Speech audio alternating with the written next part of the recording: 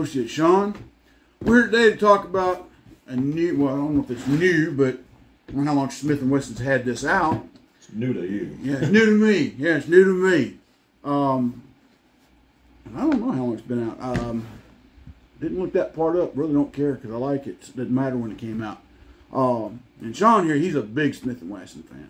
I like Smith & Wesson, but also on some others. But anyway, today what we're going to talk about is the Smith & Wesson M&P 22 Win Mag, or Magnum. Okay, we were out shooting it yesterday. This thing was a snappy little firecracker, wasn't it? It was good. It shot well, though. Yeah, I was able to hit 9 on steel from 100 yards with my old eyes. We were really surprised at how accurate it was, especially right out the box. The only hiccup we had was the initial feeding, and it might have been because we had one too many in the magazine. The magazines hold 30 rounds of 22 Magnum, which, folks, I'm going to tell you, this thing, we were out there shooting it yesterday. Remember how this thing was popping off like a firecracker? Oh, yeah. Look at that, folks. I mean, that's... It's not the biggest round, but it's big enough. Yeah. And magazine holding 30 rounds, that's going to be plenty. Oh, yeah, that's plenty of what I call the hornet's nest analogy. Well, what's that, you might say, Lee? Well, the hornet's nest analogy is get stung once, ow, that hurts. Get stung twice, that hurts. Get stung a third time, I'm thinking maybe I don't need to be here. But what I got here, this is Winchester 40 grain, semi-jacketed lead round, and then this is the Hornaday's critical defense. Now, when we were shooting these yesterday, we found out this Hornaday's critical defense actually shot smoother than the Winchester by comparison. And when we were pricing yesterday, we were really surprised that the Hornaday critical defense was only about $1 cheaper, $1 more than the Winchester target rounds. That was really surprising. Why is all this even of interest, folks? Well, everybody talks about 5.7, 5.7, 5.7. I'm neither hot nor cold for it. I don't get the craze. Yeah, he doesn't get the craze. I'm not hot nor cold for it. Especially with the price point. Yeah, the ammunition costs too much. Yeah, great magazine capacity, I'll give it that. But the reality is, I really think, and I have no way of comparing it because I don't own a 5.7. I'm not going to go buy one to do a comparison. But there's a bajillion videos out here on this YouTube thing. Y'all can go look up for yourselves that I've watched several of. And what I'm starting to see is the 22 Win Mag round, ballistically speaking, is fairly compatible to the 5.7 and at a much cheaper price point for the ammunition. And now we've got a handgun here that holds just about as many rounds, just as accurate, if not more accurate maybe, with a great trigger. This is probably one of the best factory triggers I've ever had with a handgun that comes out. Now, if I can get this thing apart, I'm going to show you something that's really interesting. Bear with me, because this is the only thing I don't like about it. It's like the Smith & Wesson CSX. You got to pop this pin out in order to disassemble the gun, and it's a little tricky. I'm probably going to ruin an ink pen, but that's okay. It's just an ink pen. So you got to press in with a punch or a D10 of some kind. And I heard it pop. Now you got to bring it back to here and hold it there and finish popping, and see it pop right back in. So now I gotta do that. Good thing I won't have to be doing any emergency combat field stripping on this, Sean. Hopefully. Yeah, hopefully. Because if we are, we're in a whole lot more trouble. And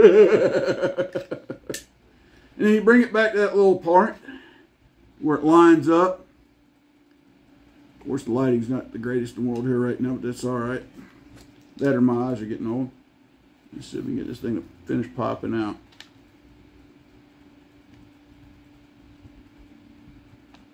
Yeah, I'm going to start looking like that ATF director. Couldn't disassemble a darn Glock. Anybody seen that video? That dude needs to be fired. The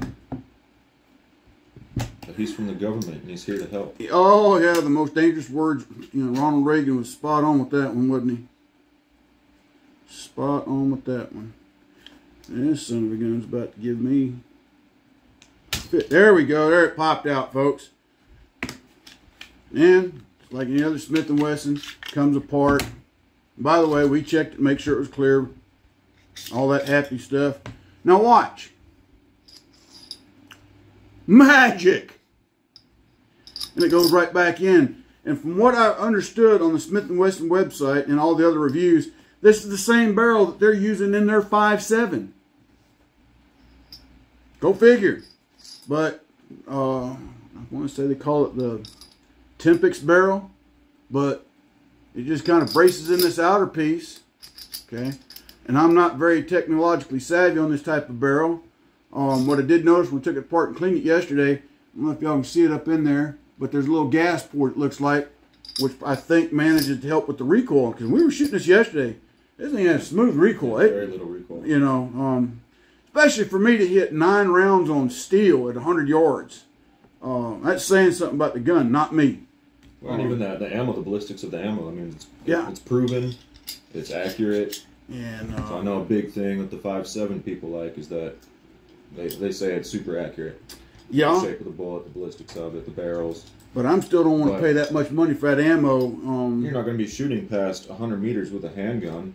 Not normally, no. And if you have to, if you get in an engagement where you're shooting at 100 yards at a target with a handgun, you might want to be looking for parachutes falling from the sky and, you know, camouflage uniforms running all over the place. But the reality is, if you can make a 100-yard shot with a pistol, hey, more power to you. There's a lot of people out there can. I'm not saying anything about my accuracy and whatnot. I was just really impressed that I hit the 100-yard target yesterday 9 times. I was really amazed with myself. Proud of myself. Now if I can get this goober line back up, we'll be good to go. It's the only thing I don't like about these punch pin disassemblies on the Smiths. Lining the sucker back up and getting it back together. That would be my only complaint about this gun. Everything else, I am thoroughly happy with. I really think this was a good purchase. Especially, but look at that trigger reset, folks. Let me set it this way. I use my thumb. So, pow. Right there. And just, I mean, it's just a nice, crisp break. The sights, the rear sights, they don't have markings on them. But the front sight is green, glow in the dark. What do we call it? Fiber optic tube, I think they call it. Something like that. Yeah. So it does stand out well with the rear sight aperture. I don't know, I might like something with some dots back there, but all in all, though, these sights lined up real good on the target yesterday, especially right out the box. I mean, but Sean, give us your take. What do you think? So, well, I'm biased. I'm a big Smith & Wesson guy. So, do your own research. Shoot it yourself to see if you like it. But I loved it yesterday. Very low recoil. The sound was shocking. Yeah, Sounded that thing, like that thing was ringing my ears with earplugs in. So, but it's a decent amount of powder, if you can see those, and for a pretty small projectile, bigger than 22, but heavier. Yeah, and a decent amount of powder, so you're going to get some pop, but it managed that recoil. Yeah, it really did. It was, I mean, and we're about to pause this to go out and get set up on the range, and we're going to take some camera shot or some video of us shooting, and we'll close out some commentary out on the range. Biggest thing I was impressed with though was just it shoots very accurately and with 30 rounds in that magazine. Yeah, you got a lot of punching power right there. Well, like I said, and what put me in the market to get this was that you know, I'm looking at the 5.7, I'm thinking, well, that's 30 rounds. What other handgun can I get to carry 30 rounds? Well, something said try looking at the 22 Magnum. I was actually looking for a 22 Magnum revolver. And I come across this when I was looking at it, and I thought, well, let's get it and give it a whirl. The MSRP on Smith & Wesson's webpage was $6.99, but I got this bad boy for $5.85 through another vendor. So do your market research when you're starting to price these out. If you've got this for a cheaper price, let me know. Let me know where you got it from. I'll be glad to post it in the next video so other people can get that bargain. And by the way, disclaimer, we're not paid by anybody or anyone for this review or this product. So what you hear from us is our honest opinion. Smith & Wesson doesn't pay me, doesn't pay him. The only people that pay me and him is sadly Uncle Sam, but we earned it, unlike the clowns that call themselves Congress. And it's a whole nother video. Yeah, that's a whole nother video on a whole nother channel. So, like I said, I don't try to do politics on this channel. But going back to price points, I mean, even if you can find a 5.7 handgun for a comparable price, you have to look at the ammunition. Yeah, exactly. For this 22 mag is a fraction of the price. Now, for those of you out there that got a 5.7, we're not knocking 5.7. We're just knocking the price of the ammunition where I can do this and have pretty much the same effect. Now, if you know of a place that's selling 5.7 comparable to 22 mag, let me know. Okay? Let me know. If not, you know, hey, these are choices we made based on economic reasons and actually a given reputation by this manufacturer. Like I said, I own several Smith & Wessons myself. I own a CSX-9. On my hip right now, I've got the M&P 45 Shield. I've also got the big boy, the Smith & Wesson M&P 2.0 10mm. And that thing's a hand cannon, but that's another video for another time too. All right, we're about to pause this so we can go set up on the range and get some video of us shooting this, and then we'll close it out. So we'll be back momentarily. All right, as you can see, we're out here on the highly new and improved range, so I'm at approximately 21 feet. So let's see what we can do and show you this accuracy. Ears on.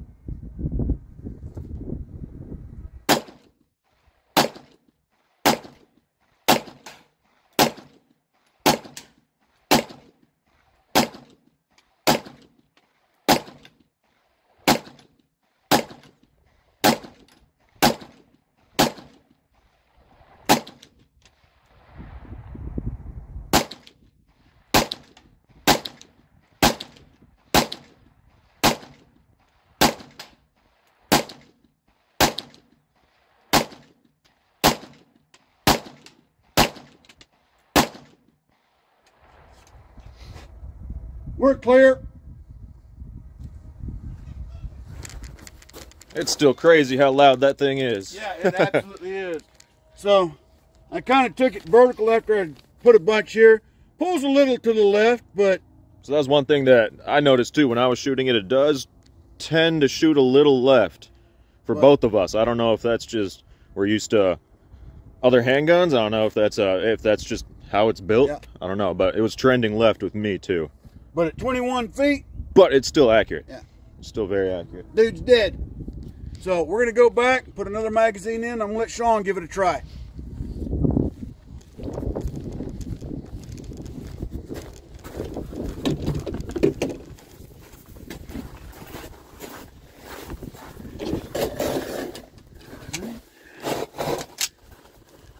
Everyone have ears? Good. All right, let's watch how he handles this, folks.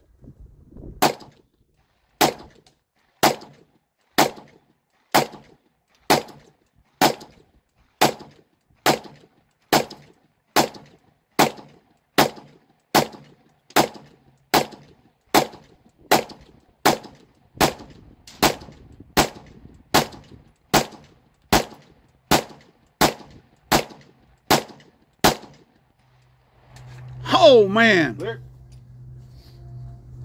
As you can see, very, very low recoil. Talk about a firecracker! And let's go look at this, what he's done. He's absolutely, he just kind of filled in the gaps that I left. Boy, look at that. This dude would be pooping out of a colostomy bag for the rest of his life if he was alive. We're going to go back and we're going to pause this for a minute to reload, and we're going to try and shoot some steel at 100 yards and see how many we hit. So hold on. All right, folks, with the Winchester 40 grain, here we go. Hopefully this phone of mine will pick up the teams if I do hit steel. There we go. There we go.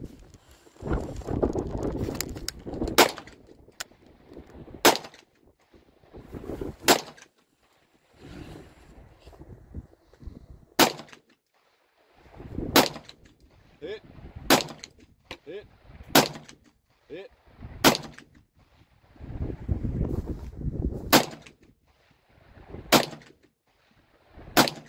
Hit.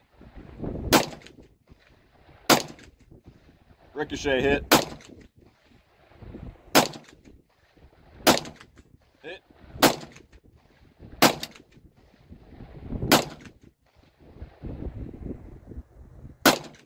Hit. Hit. Hit.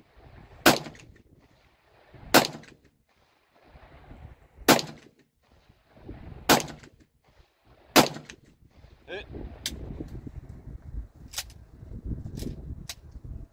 Oh, got a double feed. First malfunction. Maybe a bad round. Did it strike it? Yep. Yep, bad round. Got one left.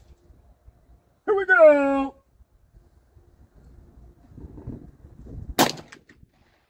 Right over the top of it, daddygummit. How many would you count? I counted 10 hits. 10 out of 30? Couple Not bad for an old man. Still hits. Not bad for an old man. All right, folks, Sean's going to try it with the Hornady Critical Defense ammo. There's not quite 30 left, but... About maybe 21, 22 rounds. So here we go. Let me see if I can zoom out to the steel while we're at it. Hit. Hit.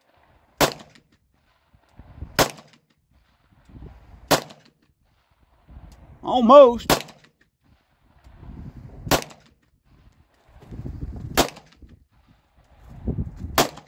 Hit. Hit.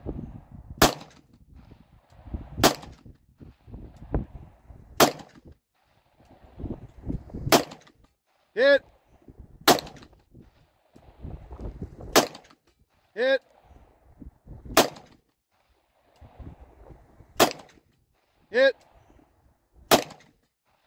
Hit. Hit. Hit. Hit.